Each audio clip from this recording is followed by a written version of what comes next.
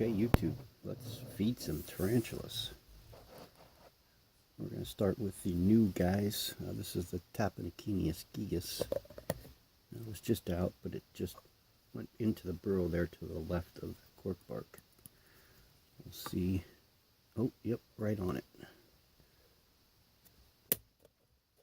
Right on it and right back in the burrow. All right, let's move on. Okay, this is the Taponechinius species. Nope, no, not species. Taponechinius cupreus. Or cupreus, something like that.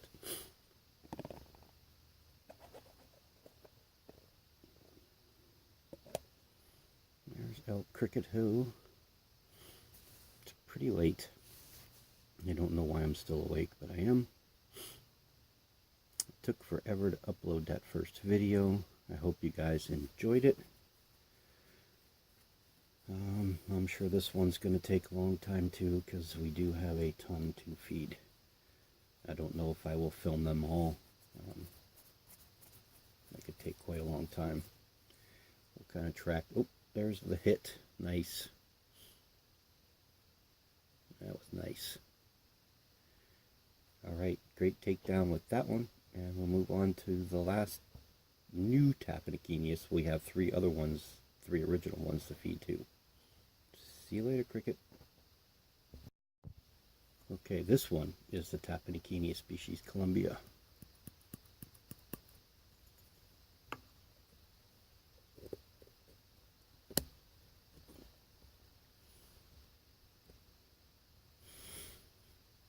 That T. capreus kind of answered my question on whether it was in pre-molt, because that thing hammered that cricket. There's a few I'm not going to be able to feed because I don't think I have anything small enough. I probably will. I'll probably just like crush a couple crickets. Oh, I don't know if we got it or not. Oh yes, they don't miss. I'll tell you what, I am really loving these Taponechinius. This is really jumping up there as far as genus. It's probably up there with my Salmopaeus as my favorite genus that there are. Really getting into them. There's only two more that I really want. One I'll be getting next month, the Sancta Vincenti, the St. Vincent's tree spider, and the other one is the Taponechinius Union Island. I think that's just called the Union Island tree spider. I think that's all the Taponechinius that I really have seen. I'm sure there's more. And if there are, who knows? I may just get into the tappies and the salmos and keep a handful of other stuff and then move some of the other things out. But anyway, for the smaller teas like the Canthoscuria I don't know if I'm able to say that one very well. Maldonado Onensis. That one, the Holothele sanguinecepus sling. I'll probably just have to like pre-kill stuff for them. Okay, let's get the other three tappies down and get them fed. Okay, here is the smaller of the two Taponechinius violaceus, the purple tree spider. I'm not quite sure exactly where the little bugger is in there, but it's in there. Anybody that's thinking of purchasing or trying to keep Taponechinius that don't have them or have never dealt with them before, a few pointers. A, they're very quick. B, they grow rather quickly. They don't get super huge each molt, but they do. I don't know where that cricket even went, to be honest with you. They do molt quite frequently.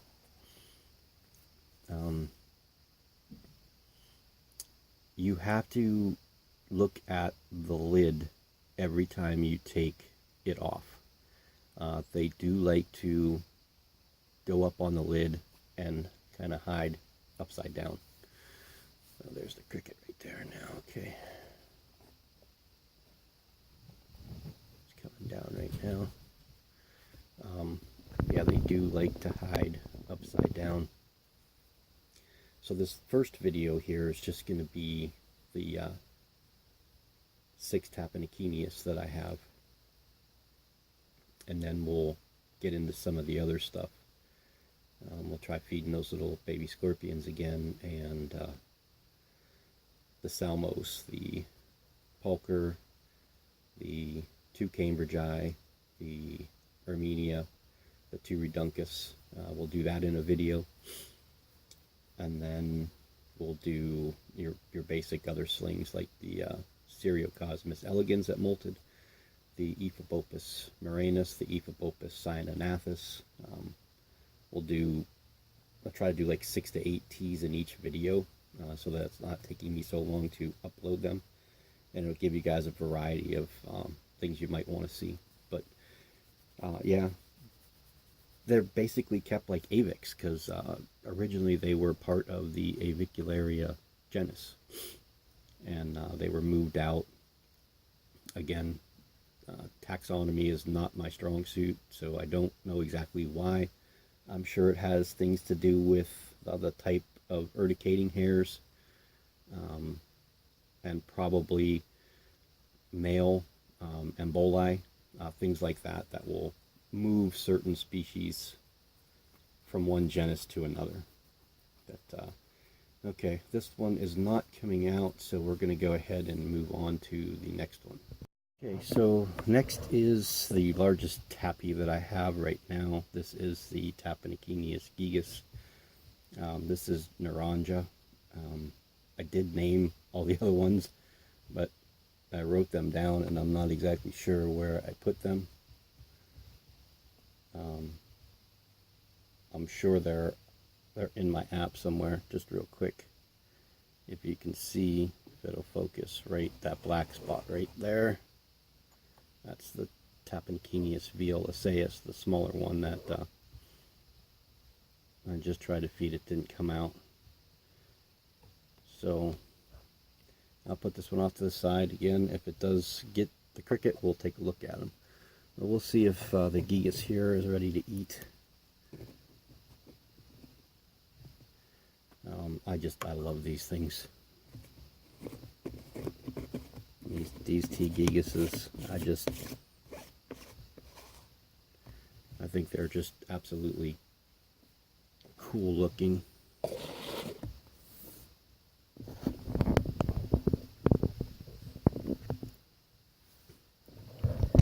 They're rather good eaters when they want to eat, but they can be rather stubborn when they don't. I think this one's fast, but the T. violaceus, that one's not a slacker either. That one is pretty dang quick. That is a suspected female. This one here is also a suspected female. The other ones, of course, are too small to even remotely guess what they might be. But again, I would highly recommend the Tapenakinius. Now, I don't think it would be something that, as a beginner, you would want to get into, because they are rather quick. I don't think they have a potent venom, and I don't know how quick they are to bite. They've never been defensive. They're kind of a flight type of tarantula. They're going to run at disturbances. They're not going to stand there and fight and give you threat postures. The other one that interests me is the Iridopelma, I think it is, Hieristum. Those look pretty cool, but I heard those are very, very defensive. They kind of resemble the Tapenakinius gigas, and I like that coloring pattern. It just reminds me of the Pulchers, the Psalmopoeus pulchers. So that's kind of why I got the gigas in the first place, because I like the Pulcher so much, and I think I like the gigas a little bit more, to be honest with you. I think I like the coloring a little bit more, and there's a bunch of different tarantulas that I really, really enjoy and like, that I think are really, really fantastic looking and are pretty. But I think the Salmopaeus pulcher and this Tapenikinius gigas and the Poecilotherius Fusca Highland are probably my three favorite tarantulas.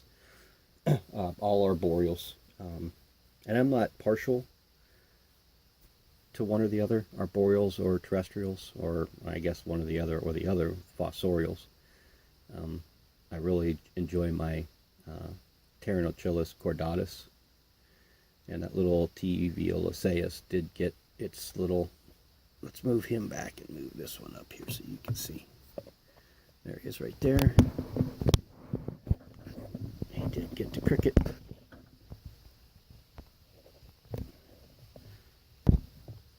So, yep. And these ones, the T. violaceus, don't get very big, 4 inches roughly. Probably closer to 3 as males. I have seen males being sold as 4 inches, but I'm not really sure. I still have not got complete confirmation on that. I'm pretty sure, under my understanding, is that the females can get around 4, the males around 3. So, not very big, which again, for those of you that know, I kind of enjoy that 4-inch, 5-inch range. That's ideal for me. Okay, let's move on to the other Violaceus, and if the other T. gigas actually eats, then we'll catch that on film. I'll leave it in the background. I'm very itchy today. I cleaned out the roaches. They were starting to get a little bit of mold in there, and what they were living in, the egg crate flats were getting wet. I think that had to do with, I couldn't figure out what it was, but I think I narrowed it down to the water crystals that I had in there, and possibly what I was feeding them, the vegetables. So, all right, let's move on to the T. violaceus, the larger suspected female. Okay, so here's the enclosure of the suspected female Tapenikinius violaceus. We're going to go ahead and throw a roach in there and hope for the best. It looks to me, between the gigas and the violaceus seems to web a little bit more than the gigas does. The gigas hasn't really webbed much since I put it into this enclosure. The other one it did a little bit, but I think the violaceus web up a little bit more. And I did find a molt in there. It was pretty crinkly, so the fangs are black, so I'm not worried about, and she's skinny, you could see that.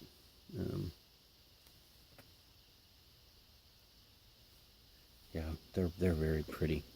Purple tree spider.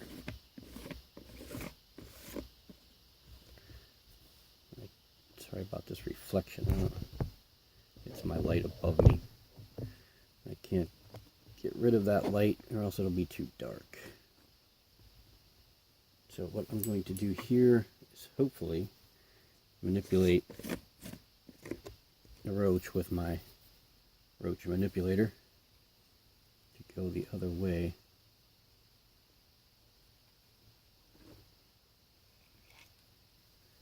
And we weren't interested. Okay, so we're going to fail on the last two, it looks like.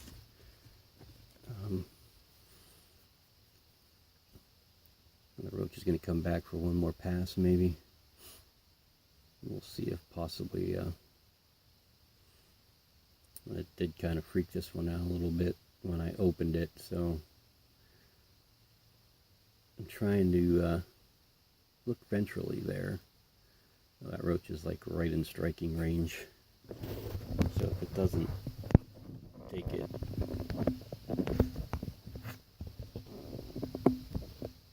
that means it's not going to want to eat. It wanted, I think it did want to. It did come down. Now I'm looking at that back leg. We do look still a little bit translucent, but oh yeah, say goodbye, roach. So you saw the takedown from behind. You wouldn't have seen it from the front anyway because you got it behind the wraparound leaf. But okay, so we got the Tapenikinius violaceus, number 2 to eat.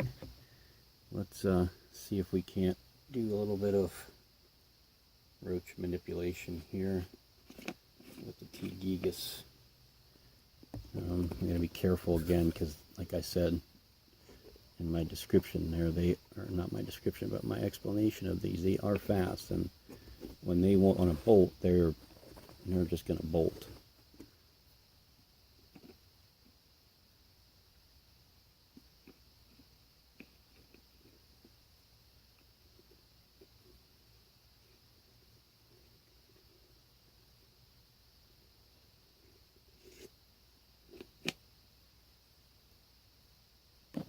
Okay, so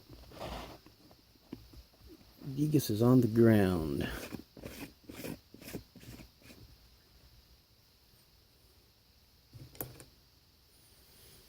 Now I'm looking at this one, and we're roughly at, I want to say 2 inches, and I still do see part of that patterning on the abdomen of the gigas here. It didn't actually lose it all yet.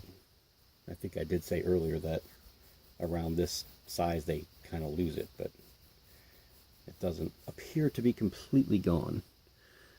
I don't know if that roach moves, if Naranja here will go ahead and attack it. I did name the other gigas whatever the Italian word is for orange. I don't remember. I think it begins with an A. Arancia, maybe Arancia. Again, it's on the phone here, so and since they're new, I haven't said them a lot, so I haven't memorized them.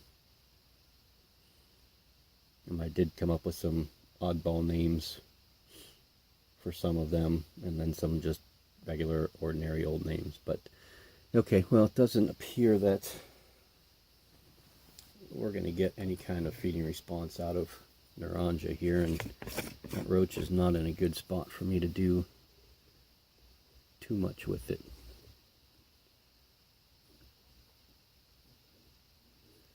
Without one getting out. I keep them dry. I know that there'll be some questions about that. I keep them dry like I do my Avix. I will give them a light mist every now and then. I don't do it very often. I can't even see where that roach is now. It's back in there somewhere underneath that leaf, probably up on the log or something. I try to keep the water dish full, so these ones will all get watered before they get put back up on the shelf. So, yep, that was all the Tapenikinius. I hope you enjoyed the video feeding the tappies, and the little bit of information that I could give you. If you have any questions about the genus in particular, or any of the species I have here. I have yet to do a ton of research on the Columbia or the Cupreus. There's not a ton of information out there on them, so I'm just kind of banking on that they're going to be kept the same exact way as the other ones, and go from there. So it's almost like Brachypelma. You know, you have one, you keep the rest of them pretty much the same way. So, okay, enjoy. I hope you guys all have a good Easter. I don't know if I'll get any more videos uploaded. This is being filmed right around midnight on Friday night, Saturday morning. So I'll probably do the next video and then go to bed and then try and upload these on Saturday. So you might get another video prior to Easter. And then I think what I'll do with the rest of them is just do a picture show with some of the other ones that were fed. Do something small with them, because I don't have time to get all these done this weekend. So, and they do need to get fed. I can't put it off any longer. So again, have a great weekend. Thanks for your subscriptions. Thanks for watching. Thanks for hanging in there with me. I hope you enjoy the stuff I have, and I hope you enjoy my videos. I know a lot of you continually comment, and I appreciate that. So there is Naranja. Again, you can't appreciate the coloring because the plastic and the film or the video takes away some of that lovely coloring. So, okay, talk to you soon.